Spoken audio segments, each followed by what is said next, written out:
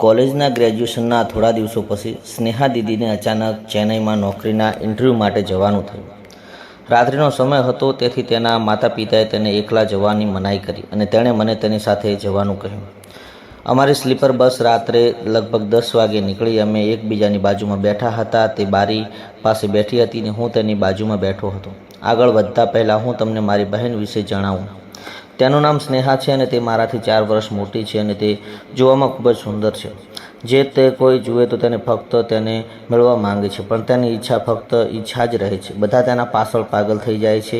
એવું નહોતું કે હું પહેલીવાર તેને અલગ રીતે જોઈ રહ્યો હતો. આ તો ઘણા સમય પહેલાં શરૂ થયું હતું ને જ્યારે પણ તે ખુલ્લે વાળ અને ભીના ટુવાલ સાથે તેના રૂમમાંથી બહાર નીકળતી અથવા કાંઈક ઉપાડવા માટે નીચે ઝૂકતી, ત્યારે મારી નજર આપમેળે તેના તરફ ખેંચાઈ જતી હતી. ઘણીવાર હું ચૂપચાપ દરવાજાની પાછળથી જોતો અને અરીસાની સામે ઊભી રહીને વાળ સૂકવતી હતી અથવા કપડાં બદલતી હતી. બારીનો પડદો થોડો દૂર થતો ત્યારે તે જાણતી હતી કે હું તેને અલગ નજરે જોઈ રહ્યો હતો. ઘણીવાર તે જાણી જોઈ અને આવા કપડાં પહેરતી કે હું બેચેન થઈ જતો હતો.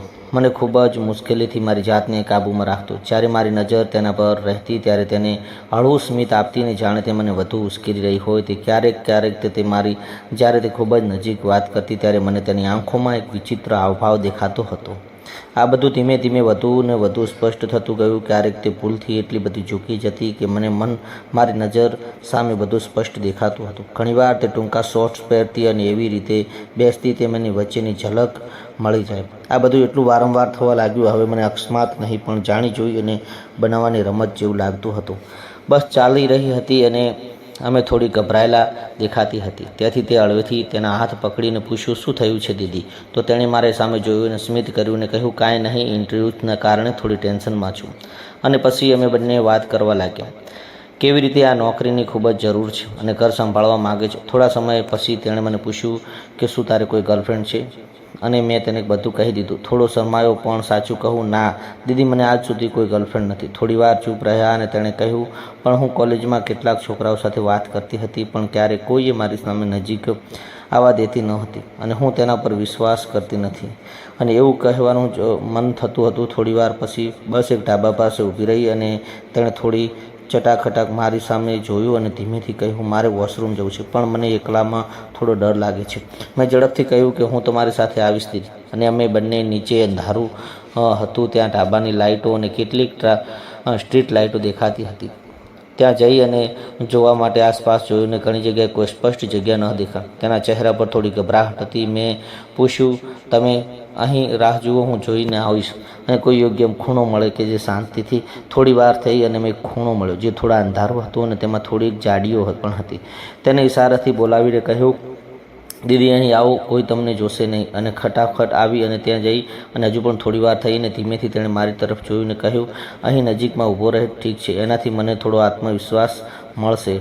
હસીને માથું હલાવ્યું અને તેની ખૂબ જ નજીક ઊભો રહ્યો, જેથી સુરક્ષાથી અનુભવીને બેઠી. પણ જ્યારે તે પાછળ જોયું ત્યારે મને બધું સ્પષ્ટ દેખાતું હતું. આ બધું જોઈ મારો શ્વાસ અટકી ગયો. મેં વિચાર્યું કે જો દીદીને ખબર પડશે તો જોયું છે તો મને માફ નહીં કરે. પણ જ્યારે તે ગુસ્સે થશે ને, હું શ્વાસ રોકીને ત્યાં ઊભો રહ્યો અને થોડી વાર પછી દીદી ઊભી થઈ અને એક ઝડપથી હું દૂર જોયું, પણ મને કંઈ દેખાયું ન હતું. અને પછી ધીમે ધીમે બસ તરફ ચાલવા લાગ્યા. પાછા આવીને અમારી સીટ પર બેઠા. પછી બસ ફરીથી થોડી વારથી બસ વધુ લાઇટ બંધ થઈ અને દીદી હવે થાકેલી દેખાતી હતી અને થોડીક ઊંઘ માંગતી હતી. મેં બારીમાં પડદામાં સહેજ નાખ્યો અને જેથી કોઈ બહારથી જોઈ ન શકે. તેણે આરામથી સીટના ખૂણા પર માથું ઝૂકી દીધું અને આંખો બંધ કરી દીધી. થોડીવાર ધીમે મારું માથું મારી તરફ ફેરવ્યું અને તે મારા ખભા ઉપર આરામ કરી રહી હતી.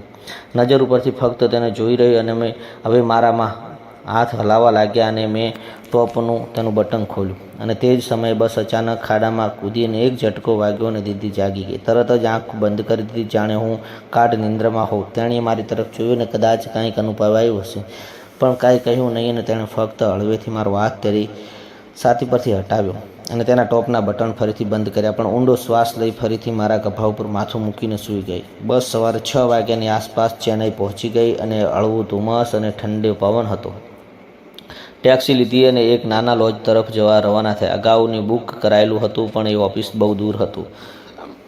લોજ પણ લોજ પર પહોંચતાની સાથે જ અમે રિસેપ્શન પર ચેક કર્યું અને પોતાના માટે એક રૂમ લીધો. રૂમ સાદો હતો પણ સ્વચ્છ અને ખાનગી હતો.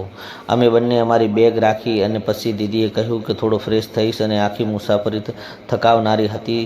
મેં માથું હલાવ્યું અને તે વોશરૂમ તરફ ગઈ અને ત્યાં બેડ પર બેઠો. મેં બારી બહાર દ્રશ્યો જોવાનું શરૂ કર્યું. થોડી વાર અંદરથી સ્નાનનો અવાજ આવવા લાગ્યો. દીદી ક્યારે સ્નાન કરતી હતી ગુંજી ઉઠી અને તેનો મૃદ અવાજ રૂમમાં ફેલાઈ રહ્યો હતો. મેં મારી જાતને થોડી વાર કાબૂ રાખી અને ટીવી ચાલુ કરી અને જેથી મારું ધ્યાન બીજી તરફ જાય. પણ દરેક પસાર થતી મિનિટ સાથે મારું હૃદય અને મન તેના તરફ ખેંચાતું ગયું. લગભગ 20 મિનિટ પછી બહાર આવીને તેના વાળ ભીના હતા. તેના ચહેરા પર પાણીના ટીંપા હતા અને તેનું શરીર એક મોટા ટુવાલમાં લપટાયેલું હતું જેના ઘૂંટણ સુધી તેના શરીરનું ઢંકાયેલું હતું. અને મારી પાસેથી પસાર થઈને કબાટમાંથી કપડાં કાઢ્યા અને કાંઈ પણ બોલ્યા વગર વોશરૂમમાં પાસી ગઈ. થોડી વાર પછી જ્યારે તે ફરીથી બહાર આવી ત્યારે તેણે કાળો હાફ સ્કર્ટ અને સફેદ પેન્ટ શર્ટ પહેર્યો હતો. જ્યારે તે આવીને મારી પાસે બેઠી ત્યારે તેનો સ્કર્ટ થોડો ઉપર ખસી ગયો હતો અને હું સ્પષ્ટ જોઈ શકતો હતો કે આરામદાયક હતી. જાણે તેને ખ્યાલ ન હોય અને કે હું જોઈ રહી છું. મેં નજર ફેરવવાનો પ્રયાસ કર્યો પણ તેના દ્રશ્યો મારા મનને સંપૂર્ણપણે મોહિત કરી દીધા હતા. અને દીદી પોતાનો મેકઅપ કરતી હતી અને હું ફક્ત તેને જોતો રહી ગયો હતો. થોડી વાર પછી દીદી ઇન્ટરવ્યૂ માટે નીકળી ગઈ અને હું લોજમાં એકલો રહી ગયો.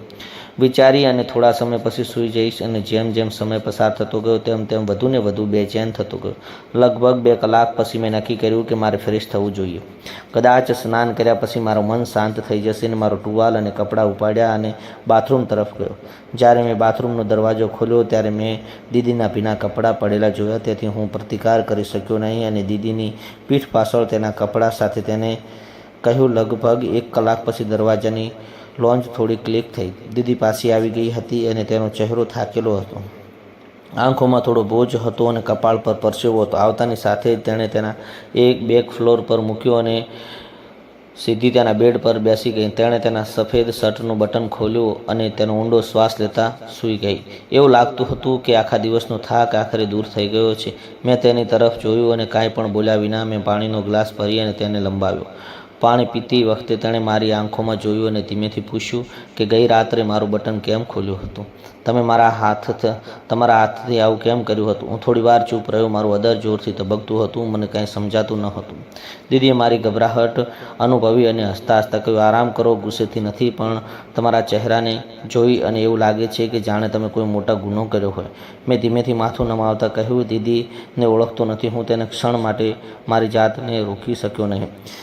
મને ડર હતો કે તમે કોઈને જોઈ લીધું હશે. અને દીદીએ મને અટકાવ્યો અને કહ્યું, હવે છોડી દો અને ખૂબ જ ડરી ગયા છો. ચાલો આ વાતચીત અહીં પૂરી જ થાય અને અમે બે મારી ગરદન પર દુખે છે અને તેની માલિશ કરશો. અને આશ્ચર્યથી તેની તરફ જોયું અને તે પલંગ પર આગળ બેઠી અને તેના વાળ બાજુમાં ખસેડ્યા અને તે મારી તરફ પીઠ ફેરવી અને થોડો ખચકાટ સાથે તેના ગભા પરથી માથું હાથ મૂક્યો અને ધીમે ધીમે માલિશ કરવાનું શરૂ કર્યું. થોડી વાર પછી તેણે અચાનક કહ્યું, જો તમે સારી રીતે માલિશ કરવા માંગતા હો તો હું આ શર્ટ ઉતારીશ અને કપડાં ઉપર કાંઈ લાગશે નહીં. ધીમે ધીમે તેના શર્ટના બટન સંપૂર્ણપણે ખોલ્યા અને તેને બાજુમાં રાખ્યા.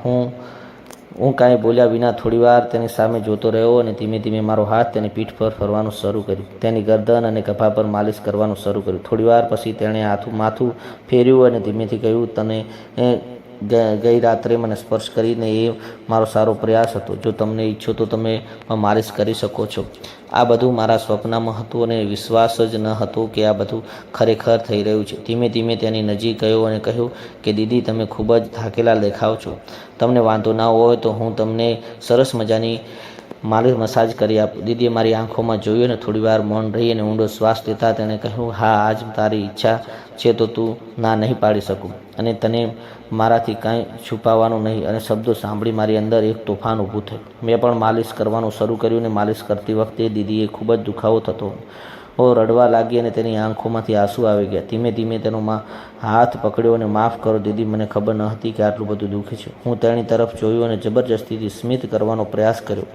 મને ખબર છે કે અમે બંને પહેલીવાર માલિશ કરી રહ્યા છીએ, પણ તેનું સરળ નથી કે થોડું તે ચૂપ રહી. તેણે પોતાની જાતને શાંત કરી લીધી અને શાંતિથી ઓશીકું માથું દબાવીને સૂઈ ગઈ અને મારી સામે જોયું. આજે પણ નહીં, હું વચન આપું છું, જ્યારે મારું શરીર અને મને બંને તૈયાર હશે ત્યારે હું તારા દરેક સપનાઓ પૂર્ણ કરીશ. મેં કાંઈ કહ્યું નહીં અને બસ ત્યાં જ તે સૂઈ ગયું. દીદીએ ધીમે ધીમે મારી તરફ જોયું અને હસતા હસતા કહ્યું, શાંત થાવ, મને ખબર છે કે તને શું જોઈએ છે. તે પછી દીદીએ પણ માલિશ કરવાનું શરૂ કર્યું અને માલિશ તેલ પૂરું થાય ત્યાં સુધી તો તે કરતી રહી. પછી દીદીએ પણ ત્યાં જ સૂઈ ગઈ અને પછી તેણે ધીમેથી કહ્યું, સ્વાદ અલગ હતો. મને શરમ આવતી હતી, પણ દીદીની આંખોમાં એક તોફાની અને ચમક હતી. ચેન્નાઈથી આવ્યા પછી મારી ખુશીનો કોઈ પાર ન હતો. જ્યારે પણ મને તક મળતી ત્યારે દીદીને માલિશ કરતો. મિત્રો, આજની વાર્તા અહીં એક એવી વાર્તાનો રહસ્ય, લાગણીઓ અને પ્રેમની ભરેલી હતી.